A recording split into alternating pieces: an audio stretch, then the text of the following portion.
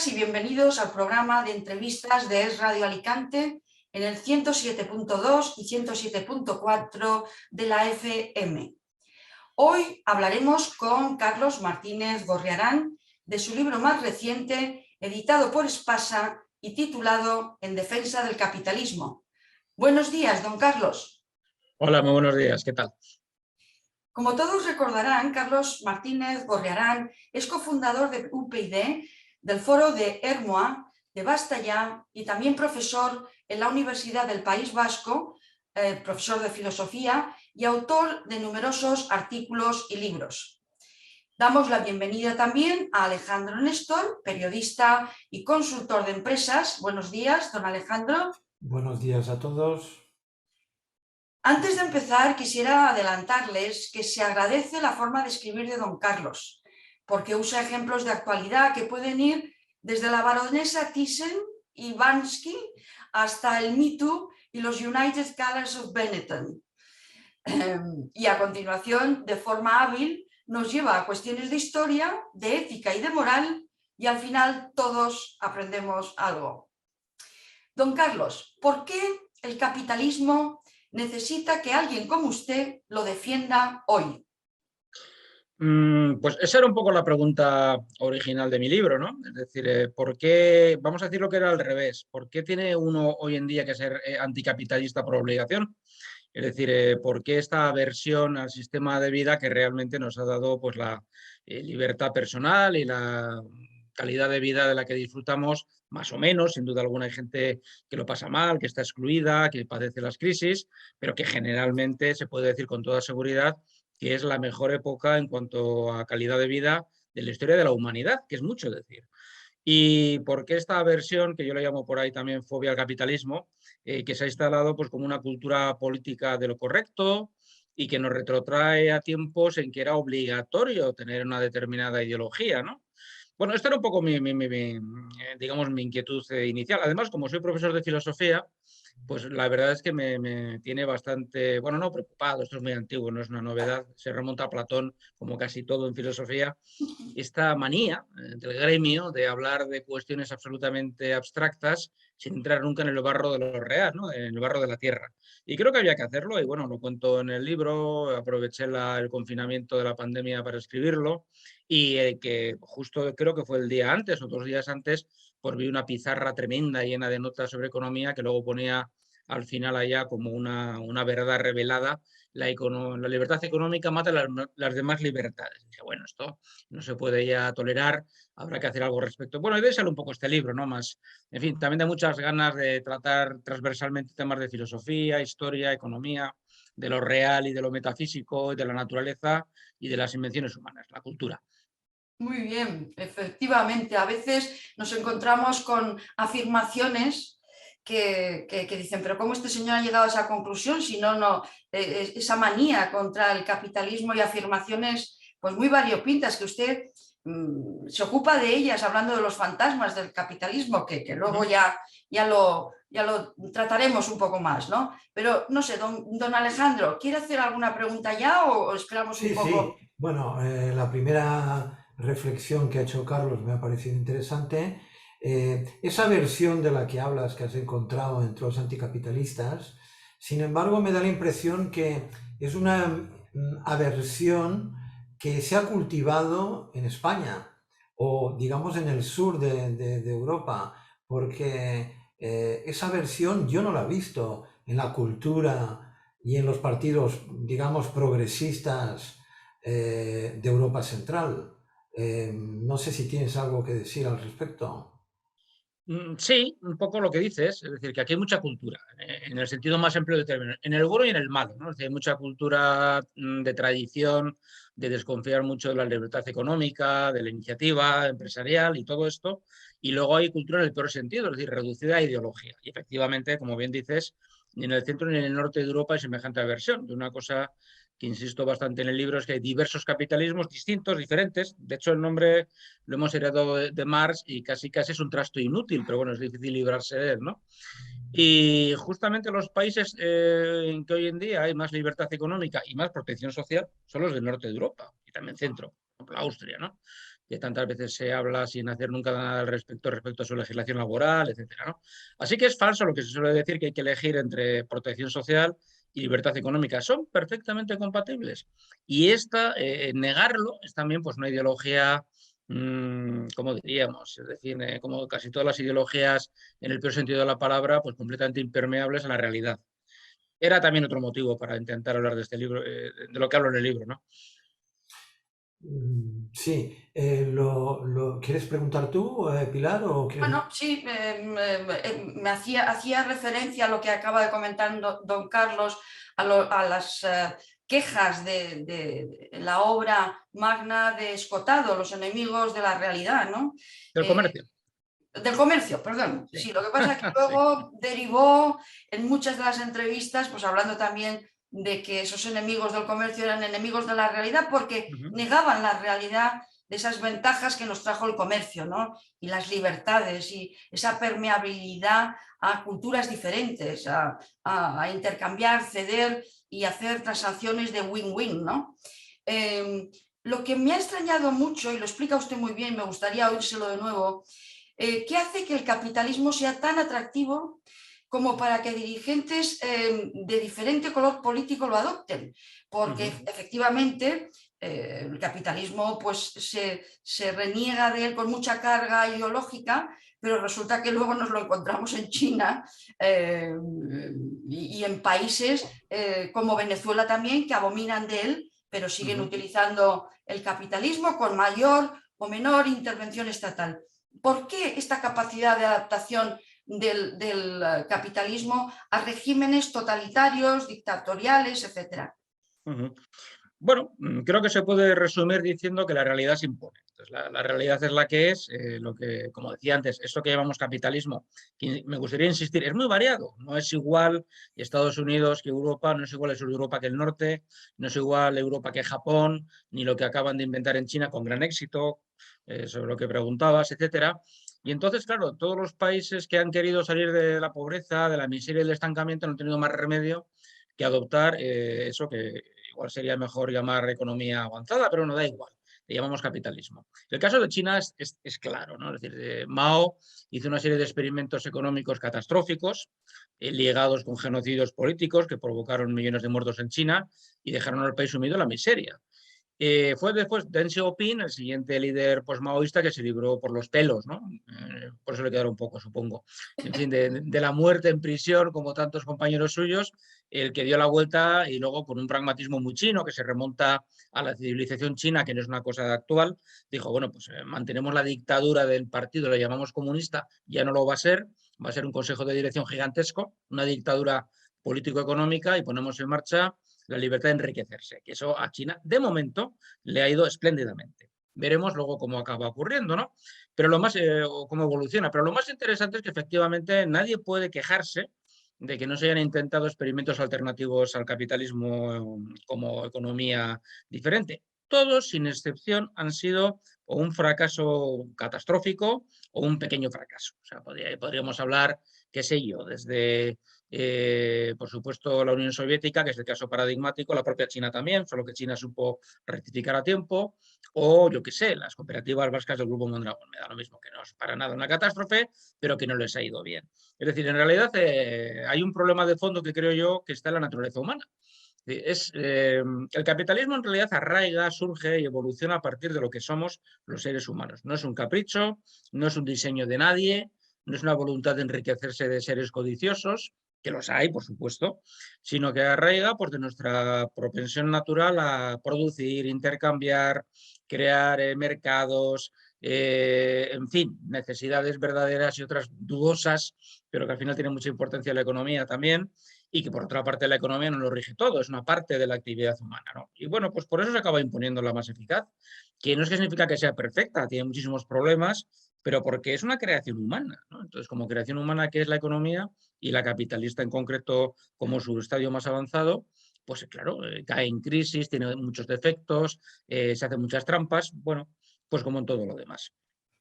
Me gustó mucho las páginas que leí de los marcos teóricos que desarrollan y usted también lo hace, insiste en ello, en el carácter emergente, innovador de la primera revolución industrial. Es decir, luego se institucionalizaron determinadas prácticas y para asentar y estabilizar el sistema, que se había probado que ante la situación cambiante de la sociedad, lo social cambia a una velocidad y en los últimos tiempos, con el avance de la tecnología, pues muchísimo más, y el comercio, ¿no? Y la globalización. Entonces, no hay planificación estatal que sea capaz de responder a la virulencia de los cambios. Y entonces el comercio se probó, el capitalismo probó su eficiencia a la hora de redistribuir, acotar, fijar precios, etc. Pero es muy bueno, vamos, a mí me ha resultado muy interesante esa parte que usted dedica a desmitificar todo ese carácter conspiranoico que tiene normalmente la izquierda, de decir que el capitalismo es, vamos, la mano negra desde sus inicios, que hubo unos señores que vinieron a hacer el mal y a conculcar el mal en este mundo, ¿no? Así que sí, agradezco esa diferenciación entre el carácter emergente y luego la institucionalización que se ha hecho, con mejor o peor acierto, de las intervenciones estatales de los estados, ¿no? Don Alejandro, seguro que tiene... Sí, se mezclan varias cosas y todas muy interesantes. Hay un tema que me gustaría también hacer una pequeña reflexión, y es que el capitalismo, todos sabemos que surgió a través del comercio. El comercio generó unos beneficios, porque sin un capital inicial es muy difícil emprender un proyecto, no diría capitalista, sino emprender algo, un proyecto de cualquier naturaleza. La prueba, Isabel la Católica tuvo que empeñar sus propias joyas para que Cristóbal Colón pudiera adquirir las tres corbetas, bueno, los tres buques, carabelas, que pudieron emprender la primera iniciativa privada realmente importante del mundo occidental de entonces. Luego, evidentemente, evolucionó, surgieron las sociedades anónimas, porque navegar costaba muchísimo dinero y una persona sola no podía asumir el riesgo de esa aventura económica, y surgieron las sociedades limitadas, las sociedades anónimas, surgió el capitalismo industrial. Ahora estamos en otra época totalmente diferente, que es el capitalismo financiero. Hoy en día, según tengo entendido, el capitalismo financiero multiplica por 10 en cuanto a importe, en cuanto a volumen de capital que mueve en el mundo respecto al capitalismo industrial. Con la revolución digital que estamos teniendo, ¿a qué tipo de capitalismo intuyes o crees que vamos? Bueno, si supiera eso, pues escribiría otro libro y a ver si me dan el Nobel o algo, ¿no? Pero yo creo que no lo sabe nadie, ¿eh? O sea, justamente por una reflexión que hacía antes Pilar, que es el carácter emergente de la economía y del capitalismo en particular, hace que su evolución sea en gran parte impredecible. Entonces, ahora sabemos que la economía digital efectivamente está transformando en profundidad la economía. No sabemos muy bien cómo. Aparecen cosas, las monedas digitales, en fin, las tecnologías blockchain, todo esto que está cambiando las reglas de juego, y también los sistemas financieros. De momento todavía a la gente no le afectan directamente, pero acabarán afectándole quizás ahora mismo, justamente por la crisis que ha creado la guerra de Putin, la invasión de Ucrania, etcétera.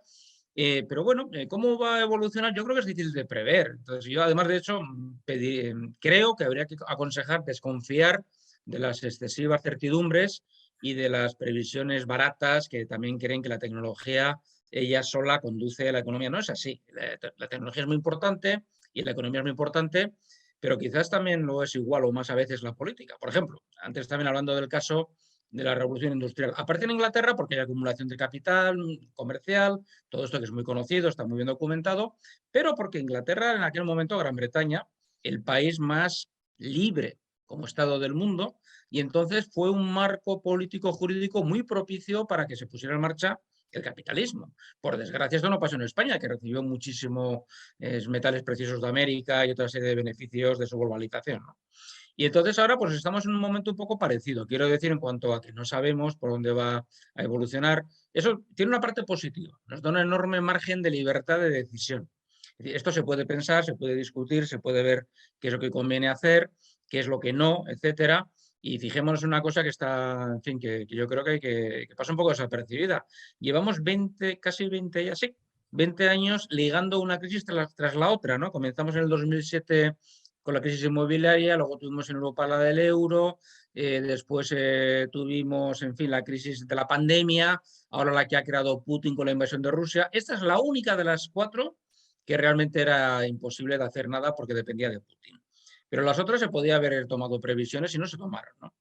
Y creo que nos engaña demasiado esta teoría autocomplaciente de que todo está controlado, todo está previsto. No es verdad, no es cierto.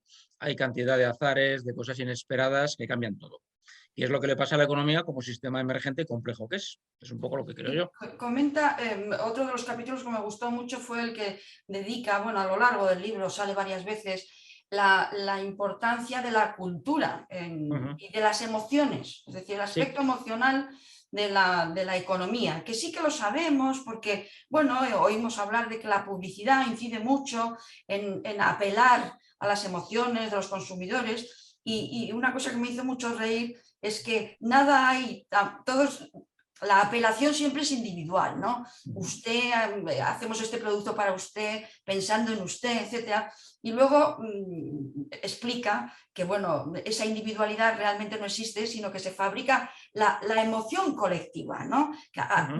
Unida un poco a la explicación del beneficio marginal, de la utilidad marginal, etcétera, ¿no? Que por eso luego triunfa tanto también el capitalismo, ¿no? Pero me gustó mucho la importancia que le dio a la cultura y a las emociones y a cuestiones como la psicología de masas que intervienen también en aspectos que hacen que un país que es vecino de otro y tiene prácticamente los mismos recursos, pues opte por o tenga unos resultados de éxito o de fracaso en cuestiones,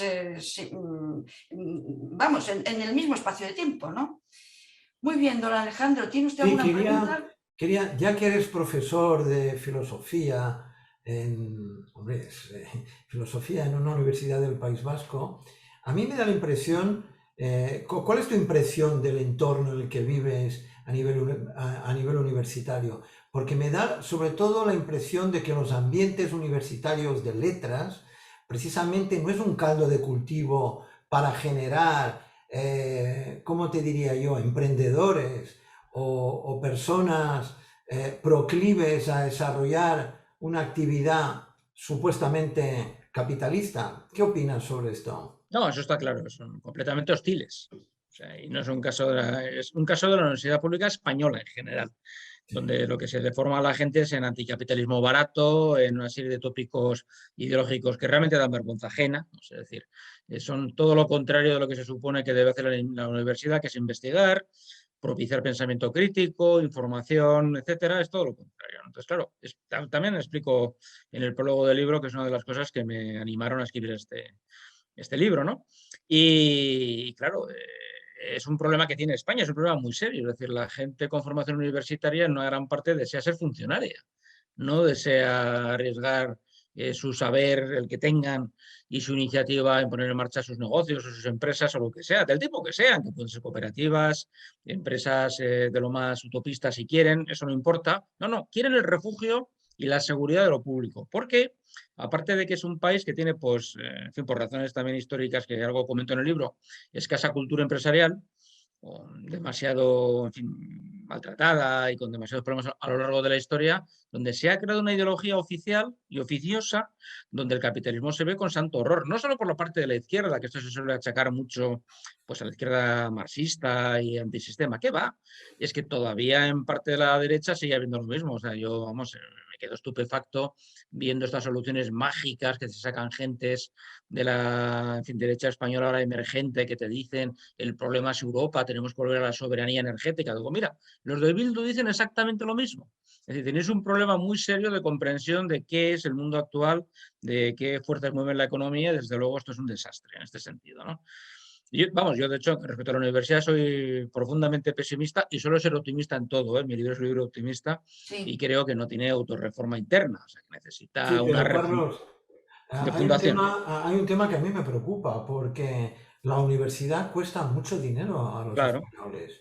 Entonces, constantemente estamos oyendo un soniquete de quejas, de lloriqueo por parte de muchos agentes Ujú, vinculados a la universidad, que no hay suficiente dinero para la investigación.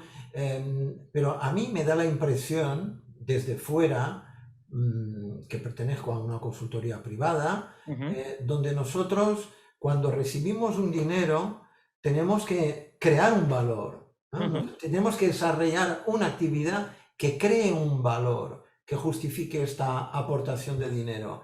Y a mí me parece que la universidad, en general, la Universidad Española, solo espera recibir dinero a cambio de no generar, o sea, un valor añadido a la sociedad. ujú. Por supuesto que hay carreras que generan un valor añadido importante, Sí. por ejemplo, la carrera de medicina, pero incluso hay otras carreras, digamos, experimentales o científicas que no generan patentes.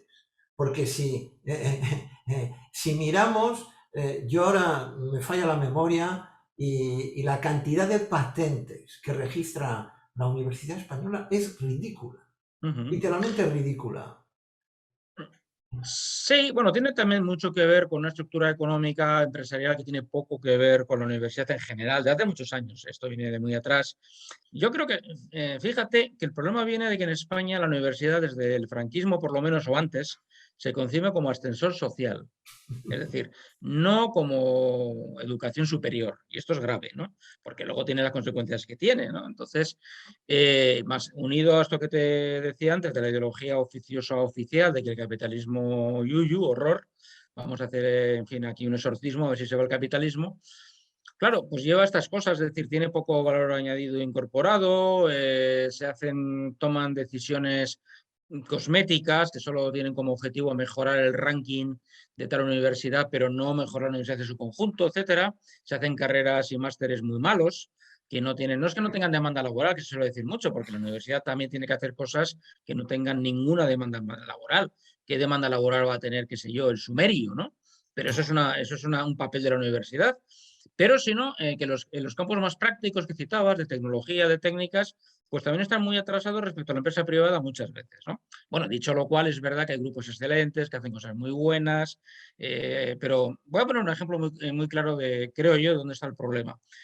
Cuando comenzó la pandemia, el gobierno encargó al CSIC que iniciara una investigación para hacer una vacuna española, que por ahí está evolucionando, y esa investigación del CSIC, que es, en fin, el organismo público de excelencia de investigación en España, tuvo que recurrir a 3 catedráticos jubilados para que Sí, dirigieran la investigación, porque los profesores que había en la actualidad eran gente precaria con contratos con salarios basura. Es decir, vamos a ver, en España, por ser profesor universitario en la actualidad, te están pagando de 700 a 800 euros netos.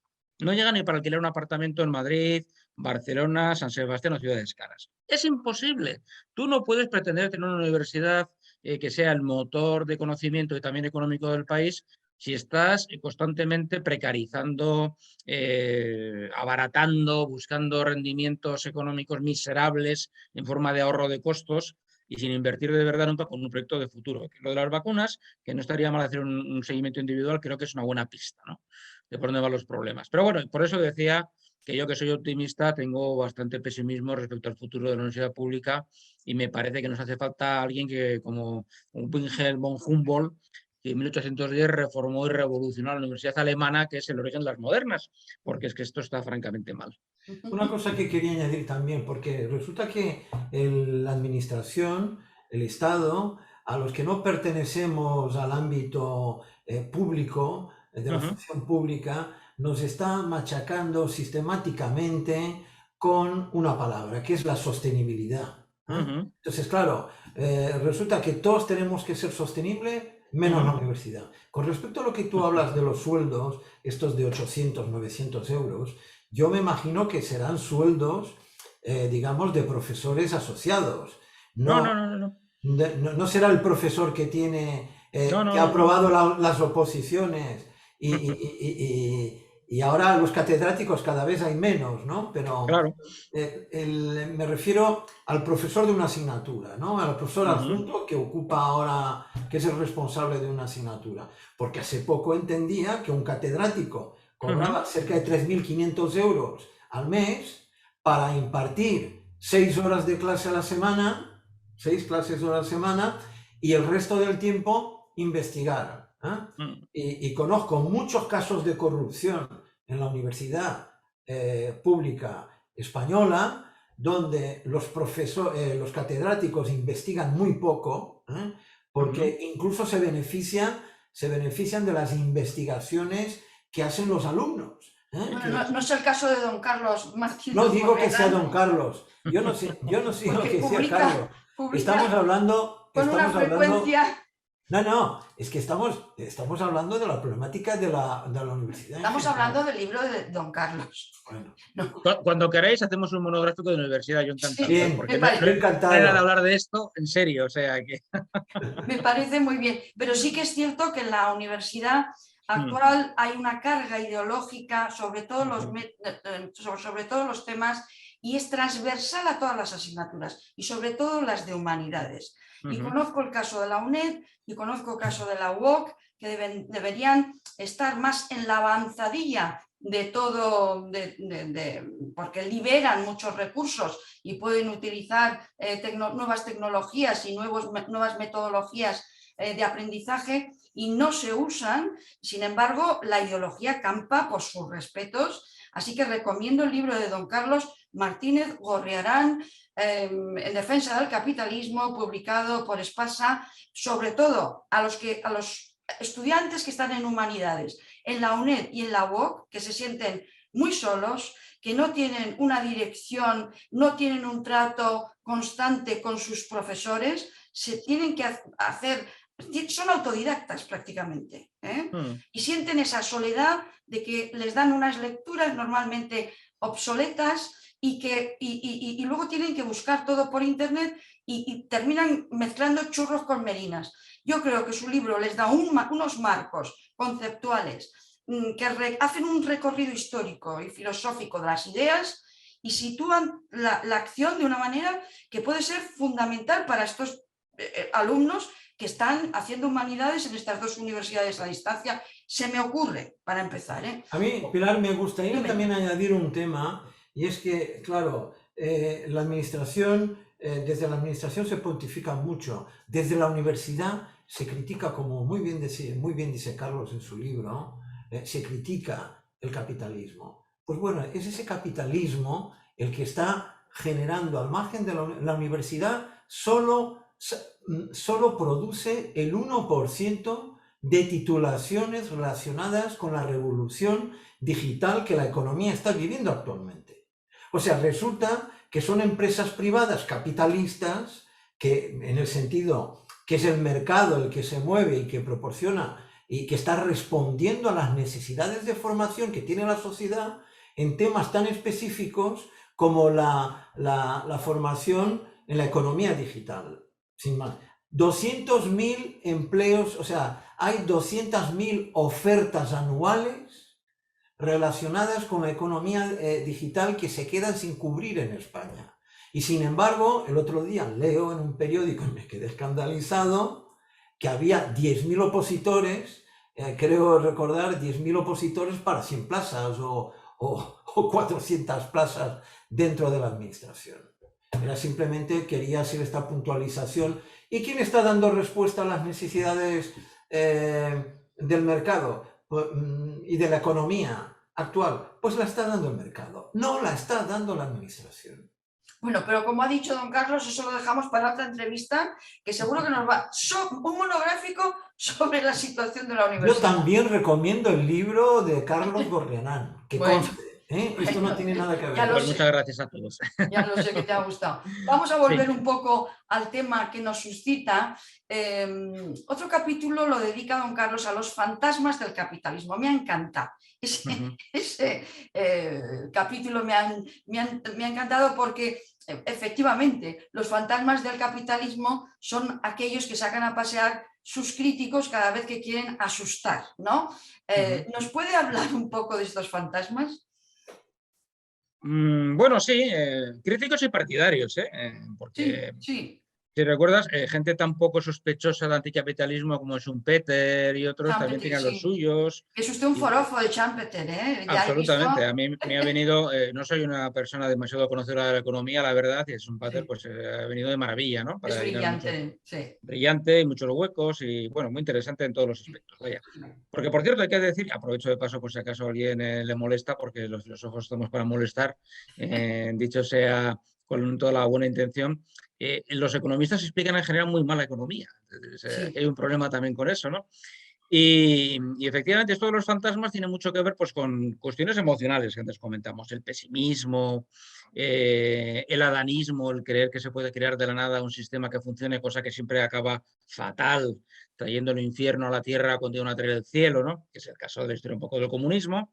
Y también el de muchos defensores del capitalismo, pero que no van más allá, como diríamos, de lo más elemental de la producción, del funcionamiento de los mercados, y no se dan cuenta que la única manera que hay, creo yo, eficiente de defender el capitalismo es ligándolo a un estilo de vida. Es decir, vamos a ver, si usted quiere vivir como usted vive, o sea, teniendo una libertad personal razonable, una seguridad razonable, una sociedad donde se pueden hacer muchas cosas, donde usted no está condenado toda la vida a correr tras un buey con un arado romano, etcétera. Mire, esto que le llaman capitalismo es lo que se lo ha permitido. ¿Tiene defectos? Los tiene. ¿Tiene inconvenientes? Tiene inconvenientes. ¿Da disgustos? Da disgustos. Pero es que cualquier otra cosa se ha probado que es peor. Y no se trata de resignación, se trata de que aquí hay un campo donde se puede inventar, donde se puede crear, donde se pueden hacer cosas distintas, donde, como es el caso de España, que lo tenemos demasiado olvidado, hace 70 años todavía la mayor parte de la gente vivía malamente en el campo con economías de subsistencia y pudo pasar a una economía como la actual gracias a eso que se llamó el desarrollismo, que en fin, que fue una manera peculiar de desarrollar el capitalismo en España. No muy afortunada porque ha degenerado en este capitalismo de amiguetes que tantísimos problemas nos está creando en la actualidad, pero bueno, que ahí está. Es decir, es evidente que es el estilo de vida material que te permite llevar el estilo de vida personal, espiritual, política que tú quieras libremente. No hay alternativa mejor en ese sentido, porque cualquier otra va a ser más opresiva, más restrictiva, más ineficaz, más pobre.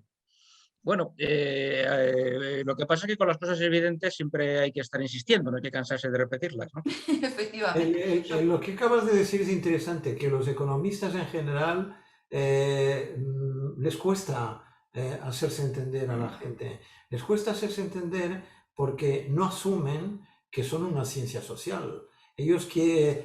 Muchos de ellos pretenden utilizar las matemáticas para, digamos, elevar la categoría de su especialidad Bueno, a una bueno, ciencia empírica, cuando en realidad, como has dicho a lo largo de esta entrevista, hay muchos factores sociales y humanos.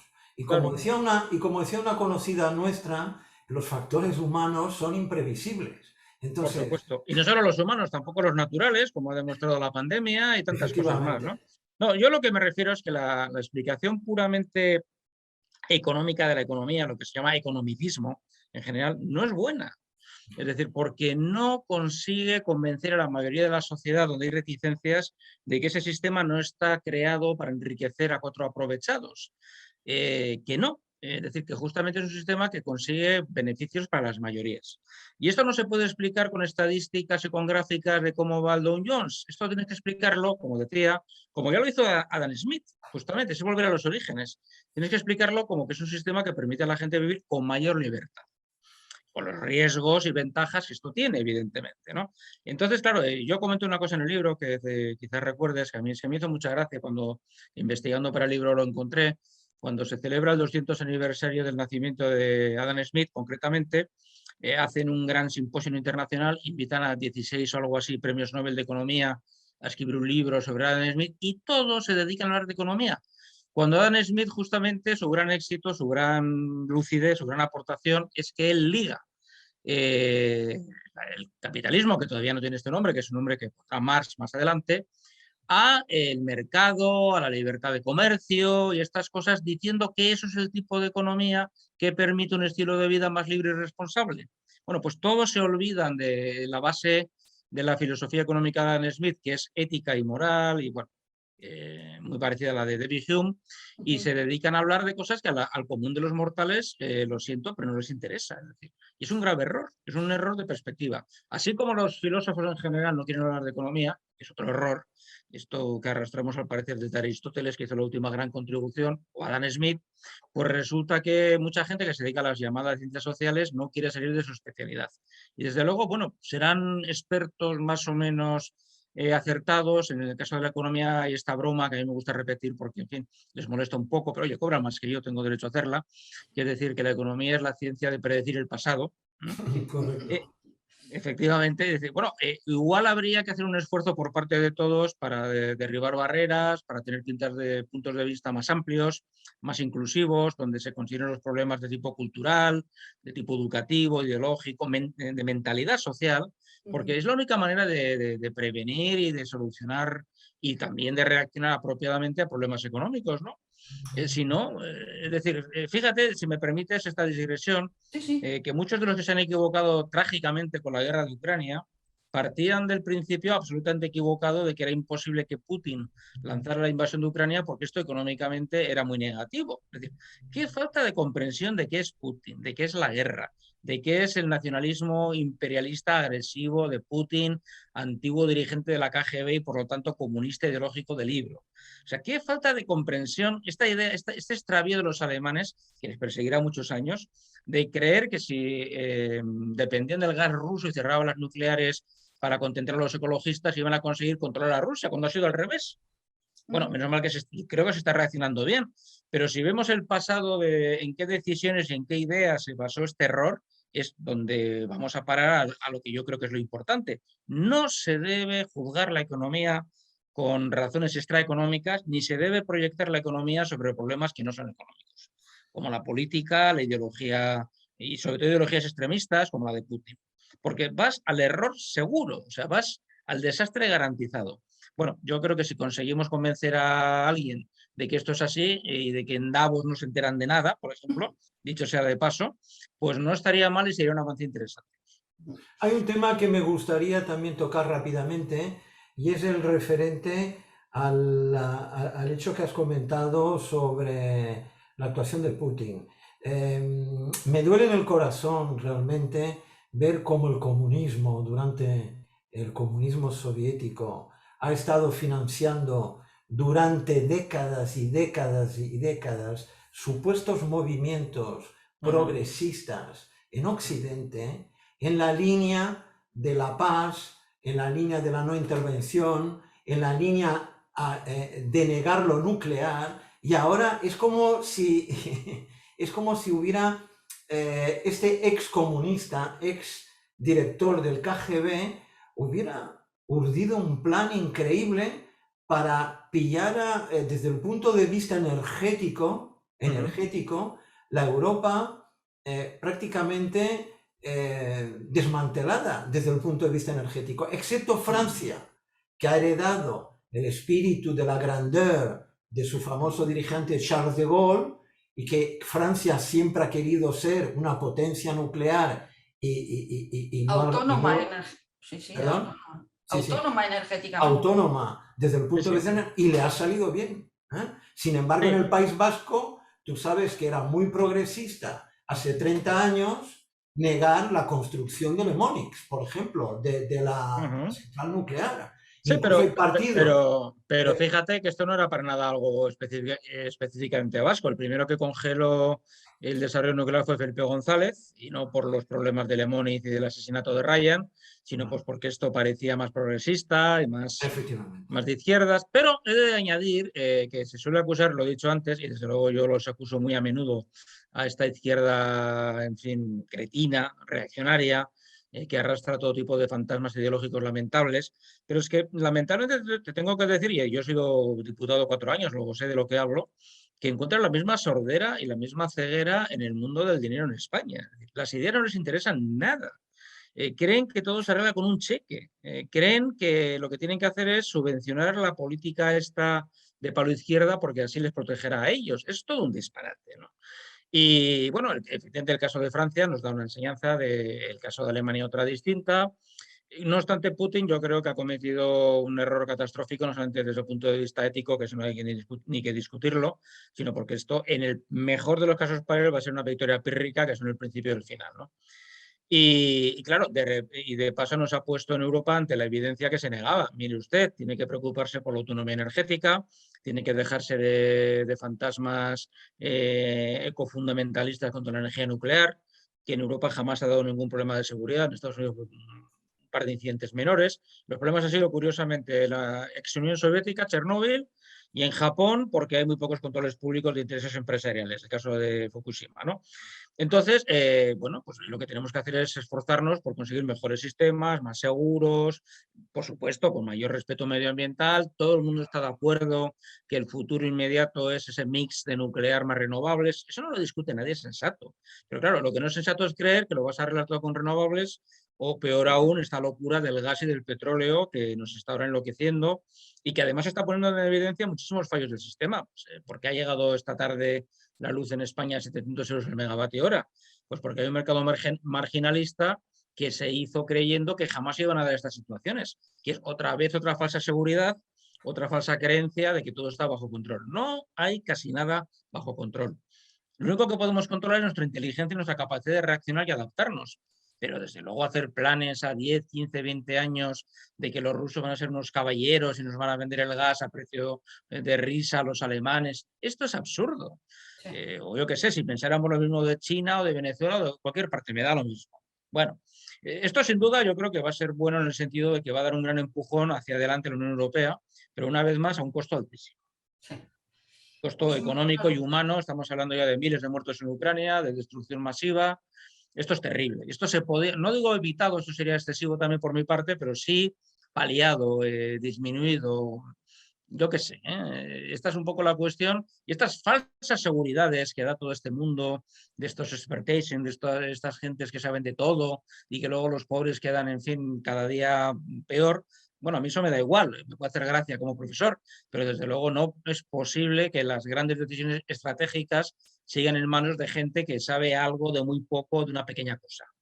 No Sobre debe todo, ser así. el signo de nuestros tiempos es la infantilización social general, en términos Claro, generales, ¿no? claro. Entonces eso permea, llega a las personas que tienen que tomar decisiones estratégicas, porque los políticos pues dependen de los votos y quieren agradar a su electorado y hacen unas concesiones de caer en ese infantilismo de parte del electorado, y lo pagamos, pues como lo estamos pagando ahora, con una conflagración como la que tenemos en Europa, que nadie vio venir, además, que eso es lo más grave de todo, ¿no? Precisamente por no entender y no dar importancia al mundo de las ideas del que nos habla don Carlos. Vamos a tener que ir despidiendo, pues nos quedan 5 minutos, pero les pido por favor que concreten. Alejandro, si quiere comentar alguna cosa que Sí, no, don Carlos simplemente como tenemos un filósofo, me gustaría preguntarle, en el mundo,